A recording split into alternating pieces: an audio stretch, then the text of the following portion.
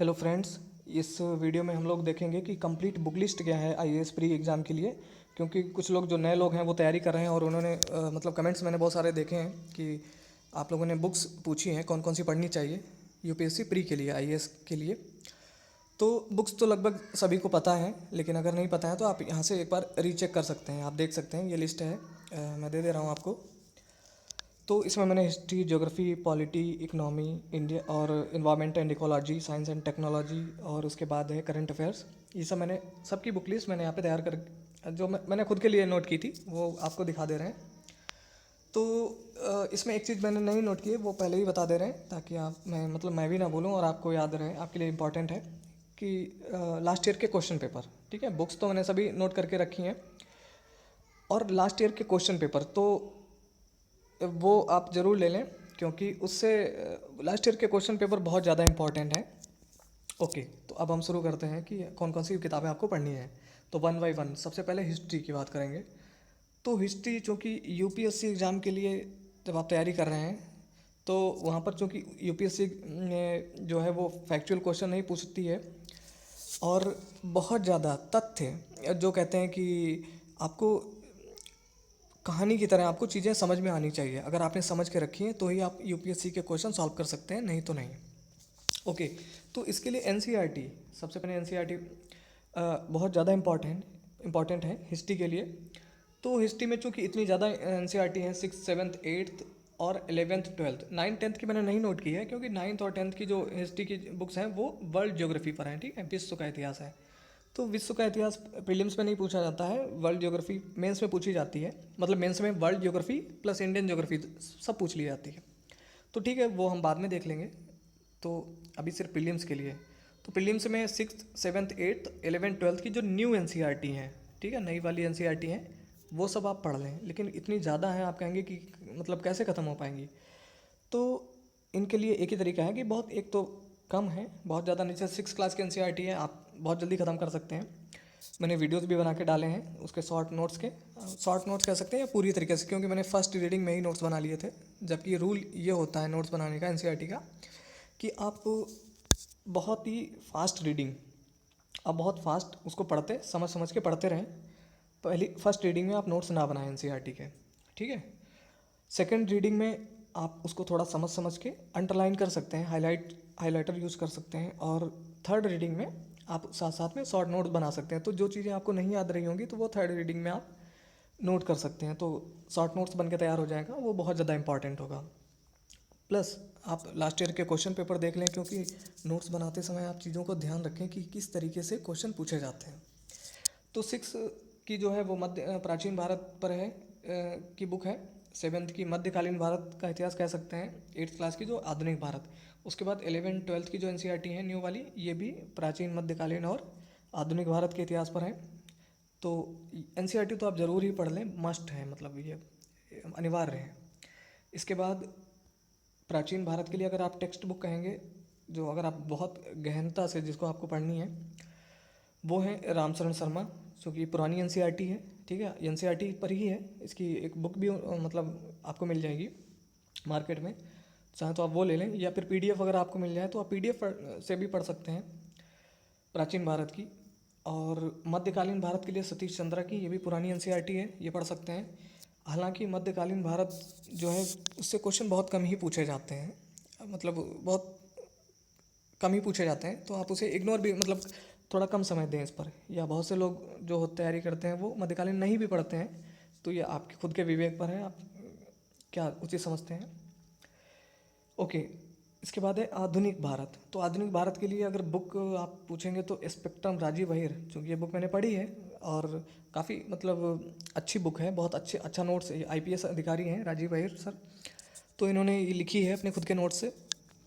और ये आप चाहें तो स्पेक्ट्रम की ये बुक पढ़ सकते हैं मतलब मॉडर्न इंडिया के लिए, मॉडर्न इंडियन हिस्ट्री के लिए, या फिर आप विपिन चंद्रा पढ़ सकते हैं, ठीक है। दो में से कोई भी एक बुक अगर आपके पास है तो आप पढ़ सकते हैं, या कोई और बुक अगर आपके पास है तो पढ़ सकते हैं, ठीक है। अगर किसी के पास ये बुक्स मैंने इसलिए नोट कर रखी हैं, अगर आप बिल्कुल नए हैं और तैयारी कर रहे हैं और कोई बुक नहीं अभी तक ली है तो आप ले सकते हैं, ठीक है। अगर कोई बुक पहले से ही आपने अच्छी ले रखी है तो वो भी सही है, लेने की ज़रूरत नहीं है फिर ये। ओके, इसके बाद है, अच्छा स्पेक्ट्रम चूँकि छोटी बुक है, जल्दी इसे बहुत काफ़ी जल्दी तैयार किया जा सकता है। इसमें 21 चैप्टर हैं और बहुत छोटे छोटे हैं, काफ़ी जल्दी तैयार कर सकते हैं आप, एक हफ्ते के अंदर पढ़ के ख़त्म कर सकते हैं। ओके, और इसके बाद है कला एवं संस्कृति, तो आर्ट एंड कल्चर। तो आर्ट एंड कल्चर पर भी आप लास्ट ईयर के क्वेश्चन पेपर देखेंगे, आप क्वेश्चन सोल्यूशन ज़रूर ले लें प्रीलिम्स का। तो 25 वर्ष का या 20 वर्ष का लेने की ज़रूरत नहीं है, 2011 से और अब तक 2017 का जो प्रीलिम्स हुआ था तब तक के आप 7 साल के क्वेश्चन पेपर ज़रूर देख लें। अगर मान लीजिए पिछले 15 या 20 साल का मिल जाए तो भी आप, जो इम्पोर्टेंट है वो 2011 के बाद से, आप जब से थोड़े चेंजेज हुए हैं इसमें, इस एग्ज़ाम में। तो इसमें आप देखेंगे कि आर्ट एंड कल्चर पर बहुत ज़्यादा फोकस किया जा रहा है, इस पर बहुत सारे क्वेश्चन पूछ लिए जाते हैं, और मॉडर्न इंडियन हिस्ट्री पर सबसे ज़्यादा क्वेश्चन, ठीक है। और मध्यकालीन भारत तो बहुत कम पूछे जाते हैं। तो कला एवं संस्कृति के लिए आप बुक जो है वो नितिन सिंघानिया पढ़ सकते हैं, ये मेरे पास है, मैंने पढ़ी है, अच्छी बुक है, लेकिन बहुत ज़्यादा क्या कह सकते हैं, फैक्चुअल बुक है, ठीक है। इसमें इतने सारे आंकड़े हैं, मतलब इसमें इतने सारे तथ्य दिए गए हैं, आप बार बार आपको पढ़ना पड़ेगा, ठीक है। तो आप देख सकते हैं, या फिर अगर आपके पास स्पेक्ट्रम है, मैंने पढ़ी नहीं है लेकिन अच्छी बुक है वो भी, तो इनमें से कोई भी एक बुक ले सकते हैं आप। ओके, तो ये तो हो गई हिस्ट्री की बुक लिस्ट। इसके बाद है ज्योग्राफी के लिए। तो ज्योग्राफी, हिस्ट्री और ज्योग्राफी ये दो ऐसे सब्जेक्ट हैं, खासकर ज्योग्राफी, जिसमें अगर आप एनसीईआरटी नहीं पढ़ेंगे या आपने बेसिक किताबें नहीं पढ़ी तो आपको ज्योग्राफी नहीं समझ में आएगी। अगर आप लगातार ज्योग्राफी पढ़ते नहीं आ रहे हैं अभी तक तो, ठीक है। तो ज्योग्राफी के लिए एनसीईआरटी जो है, ज्योग्राफी के लिए तो पढ़ना तो अनिवार्य है, बहुत ज़्यादा इंपॉर्टेंट है, क्योंकि इसकी जो शब्दावली है, इसकी जो टर्मिनोलॉजी है वो बहुत, इसमें कुछ ऐसे ऐसे शब्द हैं जो समझ में नहीं आएंगे अगर आप बेसिक किताबें आपने नहीं पढ़ी हैं तो। ओके, अगर आपको वायुदाब की डेफिनेशन ही नहीं पता है, पहाड़ किसे कहते हैं आप परिभाषित ही नहीं कर सकते, पठार एवं पहाड़ में अंतर क्या है नहीं बता सकते, मतलब जो है इस तरीके की जो टर्म्स हैं उनको समझने के लिए आपको एनसीईआरटी पढ़नी पड़ेगी। तो इसमें 6 से लेकर 12 तक की पूरी एनसीईआरटी आपको बहुत ज़्यादा इंपॉर्टेंट है, सभी इंपॉर्टेंट है। यूपीएससी के जो प्रीलिम्स का पेपर बनता है, अगर आपने सिर्फ एनसीईआरटी पढ़ी है और ये नीचे जो बुक लिस्ट मैंने दी है इनमें से कुछ भी नहीं पढ़ा है, मैप तो देखा ही है, लेकिन अगर और बुक्स नहीं पढ़ी हैं तो आप सिर्फ एनसीईआरटी पढ़ के पूरा क्वेश्चन पेपर यूपीएससी प्रीलिम्स का, आईएएस प्रीलिम्स का सॉल्व कर सकते हैं। इस तरीके के क्वेश्चन बनाए जाते हैं, पूरी तरीके से एनसीईआरटी पर बेस्ड होते हैं। तो आप एनसीईआरटी तो ज़रूर ही पढ़ लें। और 6, 7, 8 की तो बहुत आसान है, ये वर्ल्ड ज्योग्राफी पर है, उसके बाद आगे इंडियन ज्योग्राफी पर बेस्ड है। और जो 11th की, मैंने बहुत बार बताया है कि अब 11th की जो भारत का भौतिक पर्यावरण है, ये वाली एनसीईआरटी 11th की जो है, 11th क्लास की, ये बहुत ज़्यादा इंपॉर्टेंट है, ठीक है। तो आप इसको तो बहुत डिटेल में बार बार पढ़ डालें। ओके, इसके मैंने वीडियोस भी बना के डाले हैं, आप देख सकते हैं प्लेलिस्ट में जाकर एनसीईआरटी के। ओके, तो ये तो बात हो गई एनसीईआरटी की। इसके बाद है, अब अगर आपने एनसीईआरटी बहुत अच्छी तरीके से पढ़ी है तो आपको कुछ भी पढ़ने की ज़रूरत नहीं है प्रीलिम्स के लिए। ओके, अगर आप फिर भी पढ़ना चाहते हैं तो भारत एवं विश्व भूगोल, महेश कुमार वर्णवाल की बुक आती है। सॉरी, भारत एवं विश्व भूगोल नहीं, मतलब इसमें भारत एवं विश्व भूगोल दोनों ही पोर्शन दिए होते हैं, लेकिन इस बुक का नाम है भूगोल एक समग्र अध्ययन, ठीक है। इसके राइटर हैं महेश कुमार वर्णवाल। ओके, तो भूगोल एक समग्र अध्ययन आप ये पढ़ सकते हैं, मतलब ये मैंने पढ़ी है, इस वजह मुझे मतलब समझ में आई है, तो इस वजह से बता रहे हैं। वैसे और भी बुक्स अच्छी हैं, माजिद हुसैन की भी अच्छी है, खुल्लर भी अच्छी है, बहुत ज़्यादा भारी भरकम है, तो इतना ज़्यादा पढ़ने की ज़रूरत नहीं है प्रीलिम्स के लिए, क्योंकि एनसीईआरटी तो आपने अगर देखी ही होगी साथ में। ओके, लेकिन इस जो भूगोल एक समग्र अध्ययन जो ये बुक है, इसमें वर्ल्ड ज्योग्राफी बहुत अच्छी तरीके से दी गई है, विश्व का भूगोल, लेकिन इसमें भारत का भूगोल थोड़ा अच्छी दी गई है, लेकिन थोड़ा कम, मतलब चीज़ों को उतनी ज़्यादा डिटेल में नहीं दिया गया है। तो उसके लिए तो आप चाहें तो भूगोल की दूसरी बुक, भारत का भूगोल किसी दूसरी बुक से पढ़ लें, और विश्व का भूगोल महेश वर्णवाल से पढ़ लें ये पोर्सन। तो भारत का भूगोल आप चाहें तो वाणी, परीक्षा वाणी की बुक आती है एसके ओझा की, आप वो पढ़ सकते हैं, वो भी अच्छी है, या कोई और बुक आप अगर आपके पास है तो वो देख सकते हैं। इसके बाद है एटलस। आप मैप तो बहुत ज़्यादा इंपॉर्टेंट है, मैप पर भी कभी कभी 3-4 क्वेश्चन पूछ लिए जाते हैं कि सीरिया जो है वो, अगर मान लीजिए सीरिया में संकट चल रहा है तो उसके पड़ोसी देश कौन कौन से हैं, ठीक है। कोई भी न्यूज़पेपर आपको बता दे रहे हैं, क्योंकि पिछले, इसीलिए मैंने कहा कि 2011 के बाद से आप जो है क्वेश्चन को देखें कि आप बुक्स तो पढ़ेंगे ही, लेकिन बुक्स में कौन कौन सी चीज़ें आपको ध्यान में रखनी है, किस तरीके से यूपीएससी क्वेश्चन बनाती है। क्योंकि अब तक जो जब से यूपीएससी क्वेश्चन आईएएस का एग्ज़ाम हो रहा है, तब से अभी तक क्वेश्चन रिपीट नहीं हुए हैं। एक आध कभी के रिपीट हो गए तो अलग बात है, नहीं तो रिपीट नहीं होते। क्यों? क्योंकि यूपीएससी इस तरीके से डिज़ाइन करती है क्वेश्चन को कि रिपीट नहीं हो सकते उसी सिलेबस से। तो आप इस तरीके से पढ़ें। और दूसरा, अभी पिछले 2-3 वर्षों में आपने देखा होगा कि जो क्वेश्चन पेपर बनाया जाता है उसमें करंट की चीज़ें बहुत ज़्यादा बनाए। मतलब अगर ज्योग्राफी का क्वेश्चन है तो उसमें अगर वहाँ पे 4 आपको लाइनें दी गई हैं, 4 ऑप्शन दिए गए हैं जो कूट दिए गए होते हैं, उनमें से निम्न में से कौन कौन से सही हैं, कौन से गलत हैं, तो उनमें से 1-2 लाइन करंट अफेयर्स पर होंगी, 1-2 स्टैटिक पर होंगी, स्टैटिक पोर्शन से होंगी। ठीक है, तो करंट से जोड़ के आप पढ़ें, जो ज्योग्राफी पढ़ें, हिस्ट्री पढ़ें, जो भी है, तो करंट अफेयर्स तो पढ़ते ही रहें, बहुत इंपॉर्टेंट है। ओके, तो एटलस आप चाहें तो ऑक्सफोर्ड स्टूडेंट एटलस ले लें। ठीक है, ऑक्सफोर्ड के स्टूडेंट और स्कूल अलग अलग दो आते हैं, तो आप स्टूडेंट एटलस ले लें या फिर ओरिएंट ब्लैक स्वान का ले लें, या फिर दोनों ही ले सकते हैं, अलग अलग चीज़ें मिल जाएंगी अच्छी तरीके से, तो कवर हो जाएगी ज्योग्राफी में। ओके, इसके बाद है राज्य व्यवस्था, पॉलिटी के लिए ज़्यादा किताबें नहीं पढ़नी है, आपको बता रहे हैं। आप एनसीईआरटी पॉलिटी के लिए पढ़ने के लिए उतनी इम्पॉर्टेंट नहीं है। ठीक है, लेकिन अगर फिर भी अगर आप बिल्कुल नए हैं, अभी एज काफ़ी कम है, बहुत से लोगों की है जो कहते हैं कि नहीं हम 2 साल बाद देना चाहते हैं एग्ज़ाम, 2020 में देना चाहते हैं। ठीक है, तो अभी जिनके पास ज़्यादा समय है वो लोग अच्छी तरीके से पढ़ के, या जिनको नहीं समझ में आ रही है जैसे पॉलिटी की बुक्स, लक्ष्मीकांत वगैरह, तो वो 9 से 12 तक की जो बुक्स हैं पॉलिटिकल साइंस की, वो पढ़ सकते हैं, राजनीति विज्ञान की। ओके, इसके बाद अगर आप बुक कहेंगे तो बेस्ट बुक जो है वो है एम लक्ष्मीकांत की। ठीक है, इसीलिए एम लक्ष्मीकांत की जो बुक है, इसको हिंदी मीडियम वाले जो हैं वो उसको गीता कहते हैं, और इंग्लिश मीडियम वाले इसे बाइबल कहते हैं। तो हकीकत में क्योंकि ये यूपीएससी को ध्यान में रखकर ही बनाई गई बुक, ये प्रीलिम्स और मेंस के लिए भी आपके लिए इंपॉर्टेंट होगी, तो आप इसे कवर टू कवर पढ़ सकते हैं पूरी, क्योंकि इसी के लिए बनाई गई। इसके अलावा डीडी वसु भी बुक आती है, सुभाष कश्यप की भी है, वो किताबें भी बहुत अच्छी हैं। अगर आप उनमें इनमें इनके इसके अलावा कोई अगर वो किताबें हैं तो वो भी आप पढ़ सकते हैं। अगर कोई बुक नहीं है तो आप एम लक्ष्मीकांत पढ़ें, बहुत अच्छी बुक है ये। ओके, और लास्ट ईयर के क्वेश्चन पेपर देख लें, किस तरीके से क्वेश्चन पूछे जाते हैं। और ये बुक आपको बता रहे हैं जैसे 800 पेजेस की है अराउंड, जो कि मैंने पढ़ी है, और इसे पढ़ने में ज़्यादा समय नहीं लगता। आपने देखा होगा, क्योंकि इसी तरीके से बनी हुई है कि आप उसे 14-15 दिन में ख़त्म कर सकते हैं। आप डेली 2-3 घंटे अगर पढ़ते हैं कंसंट्रेट होकर, तो आप ख़त्म कर सकते हैं फर्स्ट रीडिंग में अच्छे तरीके से। ओके, इसके बाद है अर्थव्यवस्था, इंडियन इकोनॉमी या इकोनॉमी। इसके लिए आपको एक तो है कि एनसीईआरटी तो सभी सब्जेक्ट्स के लिए पढ़नी है। एनसीईआरटी आप 11th से स्टार्ट कर सकते हैं, 11th की एनसीईआरटी काफ़ी अच्छी है, तो आपको बेसिक समझ में आ जाएगा कि होती क्या है अर्थव्यवस्था, क्या है क्या दरअसल। ठीक है, इससे पहले अगर 10th की एनसीईआरटी काफ़ी छोटी है, आप देख सकते हैं, आप एक दिन में ख़त्म कर सकते हैं, चाहे तो आप वो देख लें, उसमें उदारीकरण क्या है, वैश्वीकरण क्या है। ठीक है, कुछ आपको डेफिनेशन मिल जाएंगी, इंपॉर्टेंट विकास है क्या दरअसल, अलग अलग लोगों के लिए अलग अलग विकास के मायने होते हैं। तो ये सब चीज़ें जानकारी, बेसिक जानकारी है, आप 10th की भी देख सकते हैं। उसके बाद 11th की बहुत ज़्यादा डिटेल में आप पढ़ लें अच्छी तरीके से। ठीक है, अगर अर्थव्यवस्था किसी को नहीं समझ में आती, बहुत से लोगों को नहीं समझ में आती है। उसके बाद 12th में चूँकि 2 एनसीईआरटी हैं, तो उसमें माइक्रो और मैक्रो, तो आप मैक्रो वाली पढ़ लें। ठीक है, मैक्रो वाली वो पढ़नी है, माइक्रो नहीं पढ़नी है।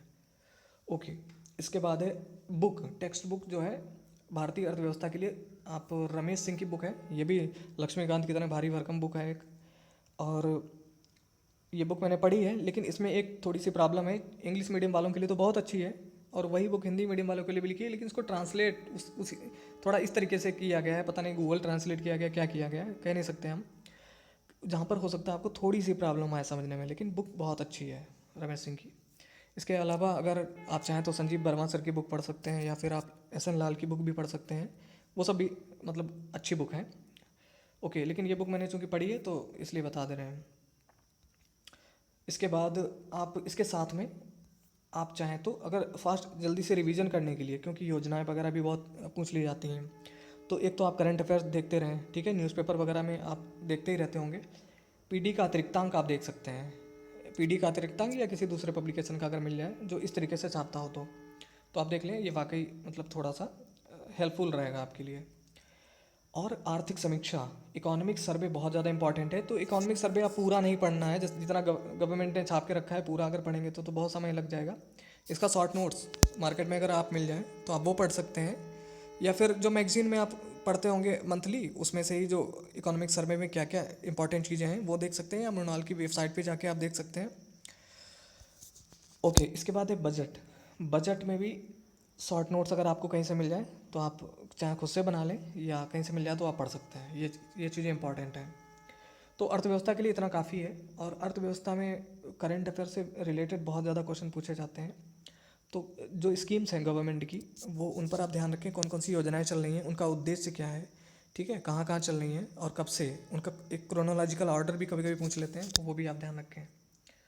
ओके, तो ये हो गई अर्थव्यवस्था। इसके बाद है इन्वायरमेंट एंड इकोलॉजी, पारिस्थितिकी एवं पर्यावरण। तो पारिस्थितिकी एवं पर्यावरण के लिए एनसीईआरटी, जो बायो की एनसीईआरटी है, उसमें जो इकोलॉजी वाला पोर्शन जहाँ पर भी है आप उसे पढ़ सकते हैं। और इसके अलावा अगर आप बुक कहेंगे तो दृष्टि की बुक भी अच्छी है, और इसके अलावा NIOS की बुक भी अच्छी है। इनमें से ये बुक आप ले सकते हैं, दृष्टि की भी अच्छी, काफ़ी अच्छी बुक है। अगर वैसे एक परीक्षा वाणी की बुक आती है पारिस्थितिकी पर्यावरण, वो UP PCS के जो एस्पिरेंट्स हैं वो भी पढ़ते हैं उसको, वो भी हेल्पफुल रहेगी आपको इस एग्ज़ाम के लिए। तीसरा ये है कि करंट अफेयर्स में जो कुछ भी पारिस्थितिकी एवं पर्यावरण से रिलेटेड जो खबरें आती हैं आप उनको बहुत ध्यान से पढ़ें, क्योंकि उन्हीं पर क्वेश्चन ज़्यादातर पूछे जाते हैं, ठीक है। लेकिन बुक आप ये ले सकते हैं। ओके, इसके बाद है, और लास्ट ईयर के क्वेश्चन पेपर आप देख लें तो आपको आइडिया लग जाएगा। और चूंकि एक चीज़ और बता दें, यहाँ पर ध्यान में आ गई है, क्योंकि चूंकि IAS मतलब जो एडमिनिस्ट्रेटिव सर्विसेज के लिए, और इंडियन फॉरेस्ट सर्विस IFS, ठीक है, IFOS कह सकते हैं, IFOS इंडियन फॉरेस्ट सर्विसेज, इन दोनों एग्ज़ाम का प्रीलिम्स सेम होता है। तो जब सेम एग्ज़ाम होता है इंडियन फॉरेस्ट सर्विसेज के लिए भी, तो इन्वायरमेंट एंड इकोलॉजी के क्वेश्चन थोड़े ज़्यादा पूछे जा रहे हैं पिछले 2-3 वर्षों से। आप क्वेश्चन पेपर देख सकते हैं। तो थोड़ा इस पोर्शन पर थोड़ा बहुत गंभीरता से आप ध्यान दें, थोड़ा डिटेल में पढ़ लें। जलवायु परिवर्तन सम्मेलन, जो भी सम्मेलन हो रहे हैं उन पर बहुत ज़्यादा अच्छी तरीके से डिटेल में पढ़ लें। आप विकीपीडिया से पढ़ लें, जहाँ भी मिले आपको पढ़ लें, किसी से कम ना रहें, क्योंकि आप वहाँ पर तो कंपटीशन बस इसी चीज़ का है कि आप दूसरों से बेहतर करके आएँ, तभी आपका प्रीलिम्स क्वालिफाई हो सकता है। ओके, इसके बाद है सामान्य विज्ञान। जनरल साइंस के लिए, साइंस पर पिछले 2-3 वर्षों से आपने देखे होंगे कि क्वेश्चन इस तरीके से पूछे जाते हैं जो करंट बेस्ड हैं, ठीक है। अदर स्टेट पीसीएस की बात करें तो वहाँ पर तो आप NCERT और लूसेंट की जो बुक है साइंस के, उसी तरीके से पूछी जाती हैं, स्टैटिक पोर्शन ही पूछा जाता है। लेकिन UPSC जो है वो क्वेश्चन नए जो इस समय घटनाएं जो चल रही हैं उनमें जो साइंस एंड टेक्नोलॉजी में क्या क्या चीज़ें हैं वो पूछती है ज़्यादातर। तो आप सबसे ज़्यादा उन पर फोकस रखें। लेकिन उसको समझने के लिए अगर आप चाहें तो 6 से 10th की ये NCERT है, इसमें कुछ सेलेक्टिव चैप्टर्स ही हैं, ठीक है। आप उनको जब क्वेश्चन पेपर देखेंगे लास्ट ईयर के तो आपको समझ में आ जाएगा कि आपको किस तरीके से पढ़नी है। साइंस की NCERT पढ़ सकते हैं, प्लस बायो की 11th-12th की NCERT जो है, खासकर 12th की, वो बहुत ज़्यादा इंपॉर्टेंट है, वो आप पढ़ लें। इसके अलावा सामान्य विज्ञान की लूसेंट की बुक आती है, ये तो सामान्य विज्ञान की, एक तो सामान्य ज्ञान की आती है, सामान्य विज्ञान के अलग से आपको पता है वो बुक भी है, तो आप उसे पढ़ सकते हैं, लेकिन बहुत ज़्यादा होगा मुझे लगता है। तो उसमें जो बायो का पोर्शन है वो आप पढ़ लीजिए। इसके अलावा साइंस एंड टेक्नोलॉजी की बुक जो TMH पब्लिकेशन की या किसी दूसरी पब्लिकेशन की अगर आपके पास है तो आप ले सकते हैं इसके साइंस के लिए। प्लस करंट अफेयर्स पर जितनी भी साइंस एंड टेक्नोलॉजी में जो जो चीज़ें हो रही हैं आप सब पर ध्यान रखें। और क्वेश्चन किस तरीके से पूछे जाते हैं इसके लिए लास्ट ईयर के क्वेश्चन पेपर देख लें। ओके, इसके बाद है करंट अफेयर्स जो कि सबसे ज़्यादा इंपॉर्टेंट है इस समय। आजकल जो ट्रेंड चल रहा है UPSC का, वो पूरी तरीके से क्वेश्चन पेपर करंट की तरफ झुका हुआ है। चाहे मेंस का देख लीजिए, चाहे प्रीलिम्स देख लीजिए आप, तो पूरी लड़ाई सब कुछ करंट अफेयर्स की है। क्योंकि स्टैटिक अभी तक ये था कि लोग 4 साल से लगातार स्टैटिक पोर्शन पढ़ते आ रहे हैं तो उनका ही निकल जाता था। लेकिन ये सबके लिए इक्वली टफ रहे, जो नए एस्पिरेंट्स हैं उनका नुकसान ना हो, ठीक है। और जो दूसरा ये है कि कोचिंग वाले, क्योंकि जब करंट हर साल पड़ेगा तो उनको भी मेहनत करनी पड़े, उनको किसी के लिए ये ना रहे कि भाई कोई कोचिंग नहीं कर सकता तो नहीं एग्ज़ाम निकाल सकता है, ठीक है। तो मेहनत करनी पड़ेगी, चाहे कोचिंग करें चाहे ना करें, आपको पढ़ाई करनी पड़ेगी तभी आप निकाल सकते हैं, ठीक है।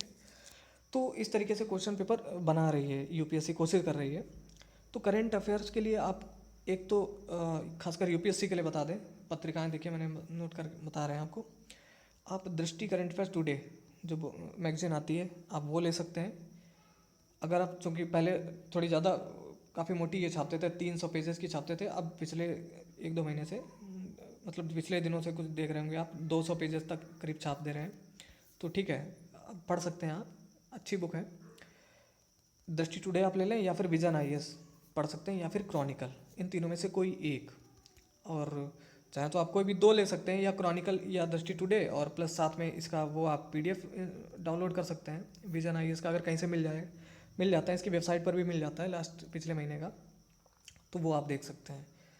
इसके अलावा न्यूज़पेपर बहुत ज़्यादा इम्पॉर्टेंट है, ठीक है, प्रीलिम्स और मेंस दोनों के लिए।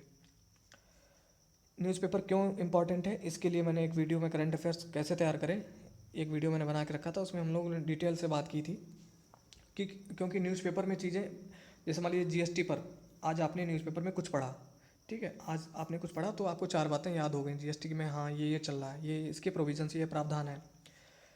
आपने 1 हफ्ते बाद या 4 दिन बाद फिर जीएसटी की कोई नई न्यूज़ निकली, फिर आपने कोई और चीज़ें पता चल गई, ठीक है। तो आप डेली ही हर दूसरे तीसरे दिन कुछ न कुछ पढ़ते रहेंगे न्यूज़पेपर में, तो इतनी बार हमारे सामने आती हैं चीज़ें और ऐसे ही चीज़ें तैयार हो जाती हैं। तो इसलिए न्यूज़पेपर बहुत ज़्यादा इंपॉर्टेंट है। अब जीएसटी पर कोई क्वेश्चन किसी भी तरीके से बना दिया जाएगा, तो आपने जीएसटी अनजाने में ही, अगर आप न्यूज़पेपर पढ़ेंगे तो अनजाने में ही आपने 10,000 शब्द, 10,000 वर्ड्स आपने आपके तैयार होंगे जीएसटी पर। तो 10,000 वर्ड्स में अगर आपको 200 वर्ड्स लिखने पड़ जाएँ तो बहुत आसानी से आप लिख सकते हैं बना के, ठीक है। लेकिन अगर आप कहेंगे कि भाई ये तो हम मैगजीन में भी पढ़ेंगे, टुडे, दृष्टि टुडे या विजन या क्रॉनिकल में भी पढ़ेंगे, लेकिन वहाँ पर तो आपको 200 वर्ड्स में ही मिलेगा ना जीएसटी पर 1 महीने में। तो इस 200 में आपको कितने शब्द याद रहेंगे, मतलब कितनी बातें आप याद कर रख सकते हैं, और रिवीजन भी आप इतनी रेगुलरली नहीं कर पाएंगे, आदत ही नहीं होती। इसलिए न्यूज़पेपर बहुत ज़्यादा इंपॉर्टेंट है मेरे हिसाब से। ओके, तो न्यूज़पेपर आप दैनिक जागरण चाहे राष्ट्रीय संस्करण पढ़ लें, क्योंकि जो अगर लोकल आप जैसे जो आता रहता है तो वो उसमें आपके डिस्ट्रिक्ट, आपके शहर की जो खबरें होंगी वो भी हुई कि कहाँ क्या हुआ, कहाँ एक्सीडेंट हुआ, कौन कौन सी घटनाएं हुई, वो सब भी होंगी। तो वो सब आप इग्नोर कर सकते हैं, आप मतलब उसको भी पढ़ सकते हैं आप। लेकिन अगर राष्ट्रीय संस्करण इसका मिल जाए तो आप, जैसा कि व्हाट्सएप पर भी मिल जाता है, बहुत सारे ग्रुप्स ऐसे चल रहे हैं, या कोई वेबसाइट पर जाकर भी आप पढ़ सकते हैं, ठीक है, राष्ट्रीय संस्करण अगर मिल जाए तो, या फिर जनसत्ता, ठीक है, या दोनों में भी पढ़ सकते हैं।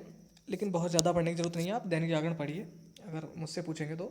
इसमें संपादकीय पढ़ते रहिए, बहुत कुछ आपकी समझ विकसित होगी। और क्योंकि दरअसल हमारा उद्देश्य सिर्फ प्री निकालना नहीं है, प्री के तो मार्क्स भी नहीं जुड़ते हैं, प्री तो सिर्फ क्वालिफाइंग है, किसी भी तरीके से प्री निकले बस, इतने के लिए है बस। तो सारी लड़ाई जो है मेंस की है आगे चल के। तो आप अभी से तैयारी होती रहे अच्छे तरीके से, इसलिए न्यूज़पेपर कभी ना छोड़ें, मेरा ऐसा मानना है। ओके, अन्य पत्रिकाएं अगर आप पूछेंगे तो आप योजना और कुरुक्षेत्र ये आप ले सकते हैं मंथली। तो योजना और कुरुक्षेत्र में भी, ये चूँकि गवर्नमेंट की पत्रिकाएं हैं सरकारी, ये आप ले सकते हैं। और इनमें सारी चीज़ें नहीं पढ़नी है जो एग्ज़ाम के लिए आपको लगता है। देखिए, आप क्वेश्चन पेपर देखेंगे बार बार, अगर आप 2-4 बार अपने क्वेश्चन पेपर देखेंगे तो आपको ये ज़रूर एहसास हो जाता है चीज़ों को पढ़ते समय कि कौन कौन सी चीज़ हमारे लिए इंपॉर्टेंट है, कौन कौन सी नहीं। जैसे कि न्यूज़पेपर पढ़ते समय आप न्यूज़पेपर पढ़ेंगे तो आप ये समझ जाएंगे कि ये चीज़ हमारे लिए इंपॉर्टेंट है, ये चीज़ नहीं, ठीक है। तो योजना कुरुक्षेत्र भी ले सकते हैं। वैसे तो जो मैगजीन है जैसे दृष्टि है, इसमें भी आपको मिल जाते हैं योजना कुरुक्षेत्र के लेख, तो चाहें तो आप ले सकते हैं। वैसे इतनी इंपॉर्टेंट ज़रूरी नहीं है, जो लोग मतलब तैयार जैसे जॉब कर रहे हैं या जिनके पास समय कम है, उन लोगों को लेने की ज़रूरत नहीं है ये। ओके, तो दोस्तों ये बुक लिस्ट थी। अगर आपको कुछ और पूछना है तो आप पूछ सकते हैं, ये सिर्फ प्रीलिम्स के लिए बुक लिस्ट है। और तो ये चूँकि जो मेरी नॉलेज में जितनी बुक्स हैं या जो मैंने पढ़ी हैं, मैंने वो आपको बता रखी हैं। अगर हो सकता है कि आपके पास इससे बेहतर और बुक्स हों तो आप उन्हें भी देख सकते हैं। और अगर आपका कोई क्वेश्चन है तो आप कमेंट करें, मैं आपको रिप्लाई करूँगा। और ये वीडियो देखने के लिए बहुत बहुत धन्यवाद। आपका दिन शुभ हो।